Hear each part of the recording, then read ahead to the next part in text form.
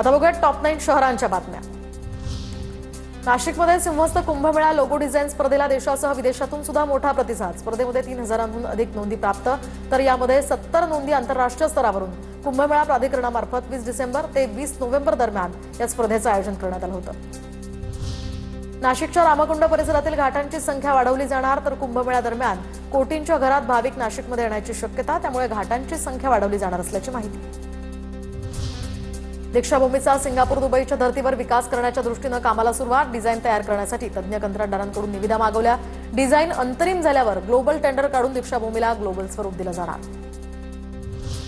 माथेरानमधील E रिक्षा सेवा पूर्ववत सुरू। बेमुदत रिक्षा बंद आंदोलन मागे घेण्याचा निर्णय।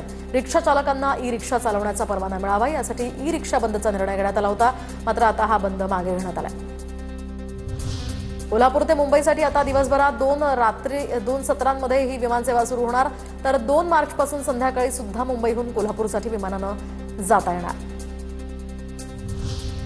पश्चिम रेल्वेच्या वैतरणा पुलावरून प्रवासी खाडीत पडल्याची घटना। रेल्वे कर्मचारी आणि गावकऱ्यांनी बोटीमध्ये जात प्रवाशाला खाडीतनं बाहेर काढलं। बोईसरहून बोरिवलीकडे जात असताना खाडीमध्ये पडलेला हा प्रवासी थोडक्यात बचावला। छत्रपती संभाजीनगरात उपनिबंधकांच्या नावे लाच घेणारा खासगी लिपिक एसीबीच्या जाळ्यात। सागर जाधव असं अटक केलेल्या आरोपीचं नाव। कर्जाचे हप्ते वाढवून देण्याच्या मागणीसाठी 12,000ची लाच घेताना त्याला अटक करण्यात आली आहे।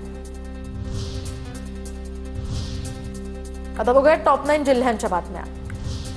रत्नागिरीमध्ये वेतनवाढीची रकमेतील फरक केवळ 2 एसटी आगारातील कर्मचाऱ्यांनाच मिळाला। फेब्रुवारीच्या पगारातील फरक रक्कम दापोली राजापूर एसटी कर्मचाऱ्यांना, 7 एसटी आगारातील कर्मचाऱ्यांना वेतन फरकाची रक्कम अद्याप दिली गेली नाही। एसटी कामगार संघटनेकडून या संदर्भात प्रश्न उपस्थित। जळगावात आज वीज कर्मचाऱ्यांचा संप। देशातील 27 लाख वीज कर्मचारी अभियंते या संपात सहभागी होणार। जुनी पेन्शन योजना, नियमित नोकऱ्यांसह विविध मागण्यांसाठी हा संप केला जातोय। अहिल्यानगरमध्ये वर्ग शिक्षकाकडून अल्पवयीन विद्यार्थिनींशी असभ्य वर्तन। विद्यार्थिनींनी पालकांना सांगितल्यानंतर हा प्रकार उघडकीस। आरोपी शिक्षकाविरोधात पॉक्सो अंतर्गत गुन्हा।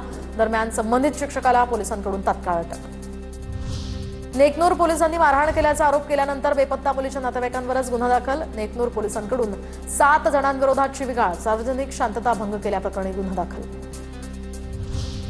बीडच्या चौसाळा परीक्षा केंद्रावरील कॉपी प्रकरणामध्ये केंद्र चालकासह शिक्षकावर गुन्हा दाखल। सीसीटीव्ही तपासल्यानंतर सर्रास कॉपी झाल्याचं उघड। 4 परीक्षा केंद्रांवरील 17 शिक्षकांवर गुन्हा दाखल।